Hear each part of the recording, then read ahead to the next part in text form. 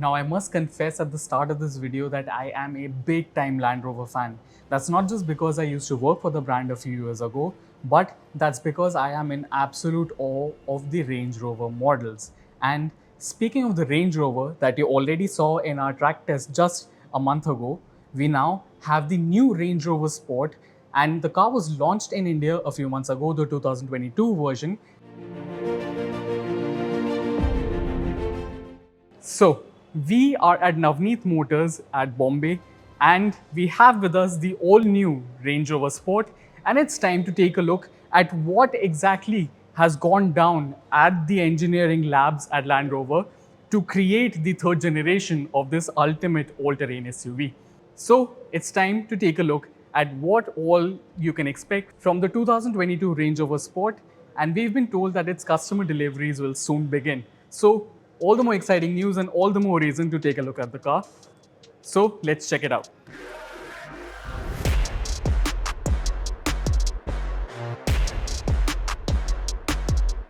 Now, before I begin, let's quickly get some basic figures out of the way. For example, if I talk about the starting price, the 2022 Range Rover Sport has been launched at rupees 1.64 crore and the range goes up to rupees 1.84 crore. This comprises a 4 trim lineup, that is the AC Dynamic, the base entry-level model, you have the HAC Dynamic, you have the Autobiography, and for the first year of production, the super exclusive first edition of the Range Rover Sport.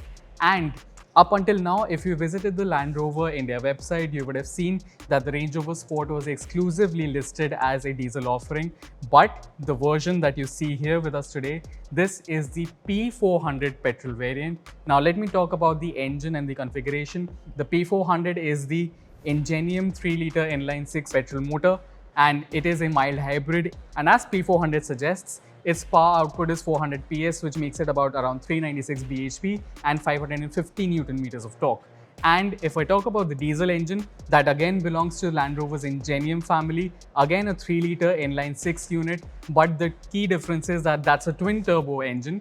Again, it has mild hybrid tech, and the power and torque figures are pegged at around 346 bhp and 700 Newton meters of torque. Both the engines come with a ZF 8-speed automatic gearbox, and there are a host of other features that I can talk about, but I will leave them for a later date.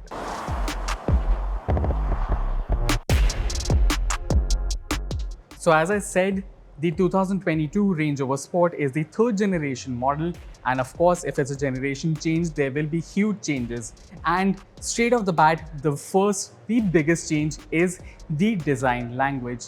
Well, of course, when I say design language, I do not mean that the Range Rover Sport does not look like itself anymore.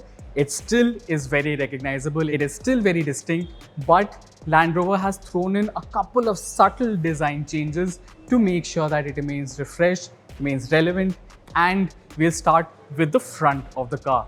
Now, we saw Land Rover's reductionist design philosophy emerge on the Velar for the first time, and slowly and steadily it evolved. It transferred onto the Evoque, and we also saw the new Range Rover, and now that reductionist design philosophy has come onto the Range Rover Sport.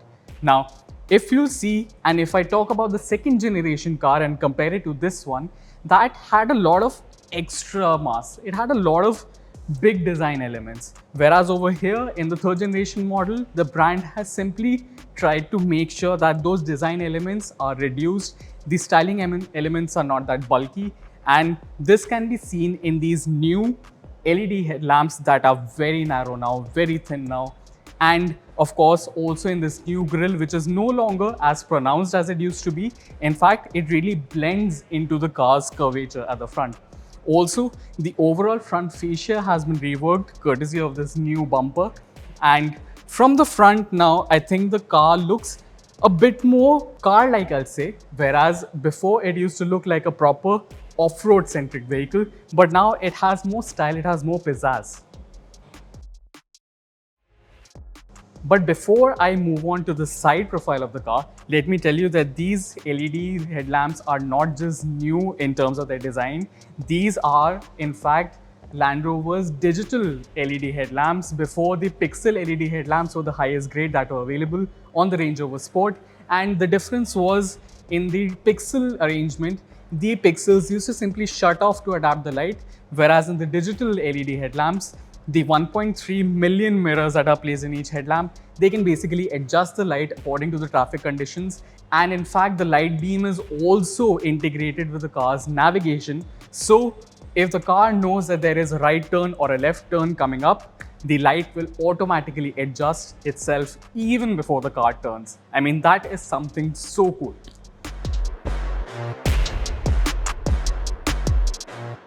Now moving on to the side profile of the car, of course the silhouette, if you see, has not changed that much, but you will notice that the front and rear overhangs are much shorter now, courtesy of that reductionist design philosophy that I mentioned earlier, but it still retains that signature two-tone roof and body paint design philosophy.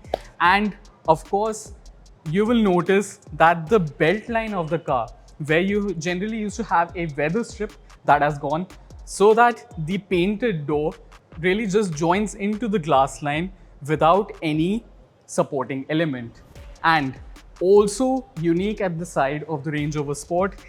And when I talk about the C and D pillar, well, of course, they're not there, which is the most interesting part about the Range Rover Sport side profile. Instead, the rear quarter glass simply extends from the end to this part of the door, making it a very, again, a reduced design, again, a very minimalist approach. And I must say that the car looks really nice with this. And how can I talk about the side profile of the new Range Rover Sport without mentioning these gorgeous looking 22-inch wheels? Now, of course, as standard, customers can go with 20-inch wheels to 22-inch wheels, but they can also go for an optional extra 23-inch wheel. And also making their debut on the Range Rover Sport are these super slick looking flush door handles. These were not there on the second generation car. And of course, when you lock the car and you see the car in profile, it looks really sleek, it looks really elegant. And another design feature of the Range Rover Sport that I really like is that there is virtually no black plastic on this car. I mean, it is all completely painted, and that really makes sure that the car does not look aged even after a few months. So that is something that is really exciting, very appealing about the Range Rover Sport.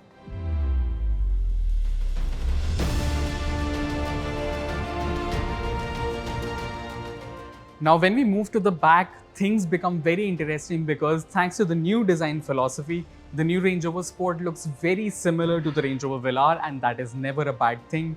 If you see, it gets new, sleek surface LED tail lamps, and by surface LEDs, I mean that if you look at this tail light from any angle, you will see that the panel is emanating the same amount of light. And of course, if you look at conventional LEDs, their light intensity changes depending on the angle you see it from. So that is a very cool feature embedded in it, a very low-key feature, but an interesting one nonetheless. And of course, if you move towards the bumper, you get a very chunky looking rear diffuser over here and these two massive twin exhausts. Now, other cars that have 4 inserts over here, in the case of the Range Rover, these are legit exhausts because these big openings are actually connected to the end mufflers. Now, inside the Range Rover Sport's boot, of course, it is a huge SUV, so the boot is bound to be big. Now, I've been told that the boot of the third generation model has become slightly more bigger. The capacity is at around 580 liters. And of course, the Range Rover Sport used to get adjustable air suspension as standard. It's still there, but there is an interesting feature addition that has been taken from the Discovery, and we also saw it on the new Range Rover. Now it has made its way onto the Sport as well, and that is electronically folding rear seats from the boot. For example, if I'm sitting here and I have to pass on the luggage towards the front of the bay, I can simply push these buttons and the rear seats behind me, they'll fold on their own. And likewise, when I have to fold them up again, simple push of a button and they'll be raised up again.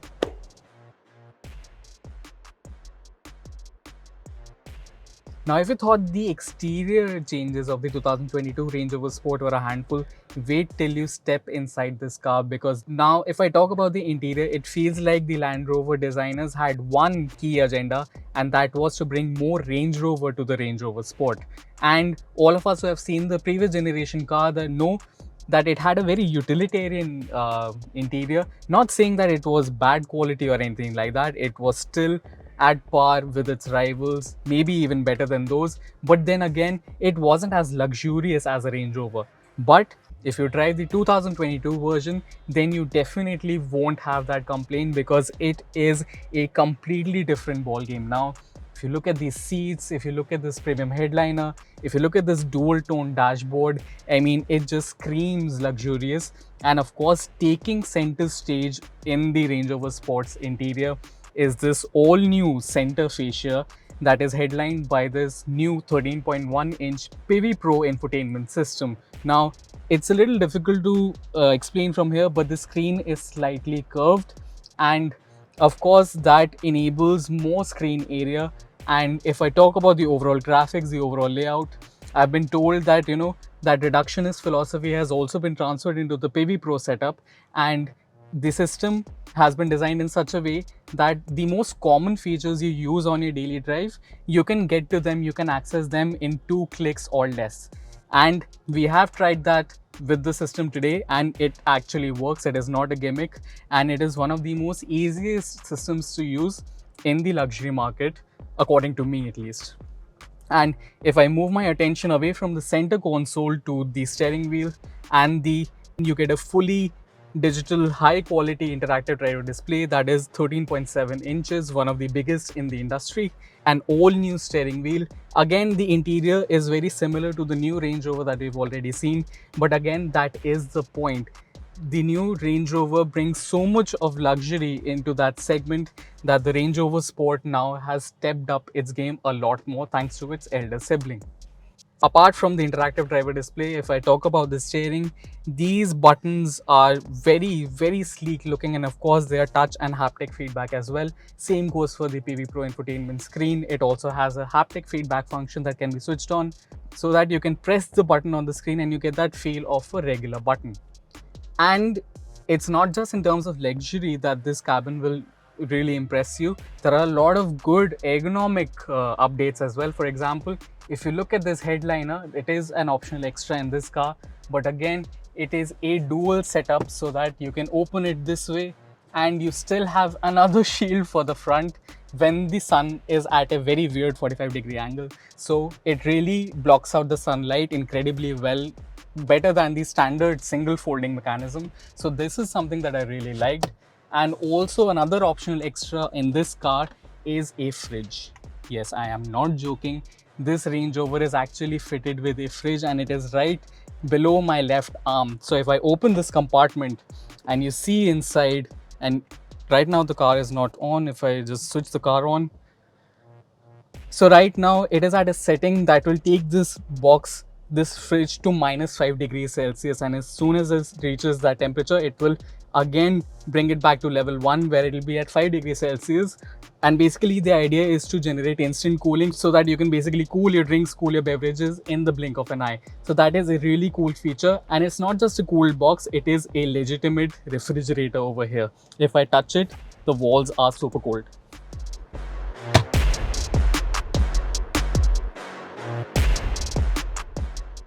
So now, having explored the all-new Range Rover Sport, I am genuinely intrigued by the levels of luxury this third generation model brings to the Range Rover portfolio.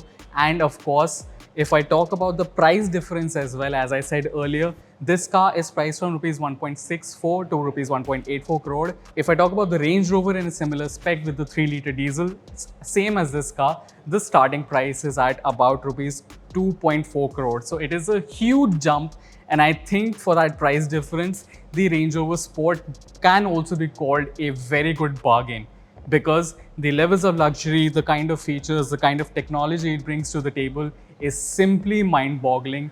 But as I walk out of the showroom today, the element that I'm most excited about is to find out just how fuel efficient the mild hybrid diesel and petrol engines are. Of course, for that we'll have to drive the car, and we've been told that the car will very soon be available for media drives. So do watch out for our first drive review of the 2022 Range Rover Sport. Hopefully it will be out very soon. But in the meantime, I thank you all for watching our walk around of the 2022 Range Rover Sport. As always, if you feel we have missed out on some significant, some crucial features of the car, please list them out in the comment section below. And until next time, drive safe, ride safe. This is me, Divyang Kushagra Bansal for AutoX, signing off. Take care.